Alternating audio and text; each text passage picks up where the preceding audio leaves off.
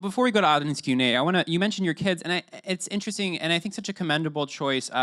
You've decided to keep your kids' faces off of social media, and also they are not featured in the show. Yeah. And I think that must be really difficult, especially given, as a public figure, it's really hard to maintain any semblance of privacy, I imagine. Yeah. But are you sort of constantly reevaluating that decision as our No. culture changes? No, it's... No, Jay and I, no one will ever persuade us. Producers try every season to get our kids on the show, and we're like, no, get out of our face. The thing is, we just want them to be kids. They're 7, 5, and 4. They're little. We want them to have as normal of a life as possible. You can't have a normal life with cameras in your face. It's hard enough being a kid. Just be a kid.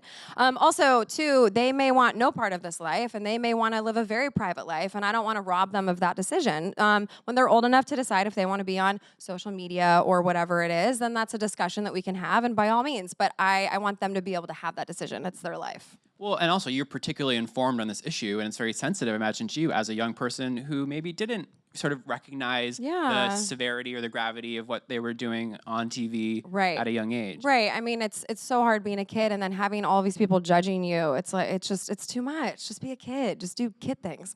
I know. I mean, especially with social media. Parenting in the public eye seems so treacherous these days with mom shamers. I think being a parent, period, is hard. Yeah. Today. It's hard. How do you deal with that, especially with like the social media element? Because it's sort of empowered people to weigh in good and bad. Right. I mean, so I think the biggest challenge is going to come when my kids finally get on social media, when they have their own page. That's a whole different set of problems. But the one thing, you can say whatever you want to me. I don't care. I'm used to it by now. But when you come after my kids, I'm like, oh, hell no. Those are my babies.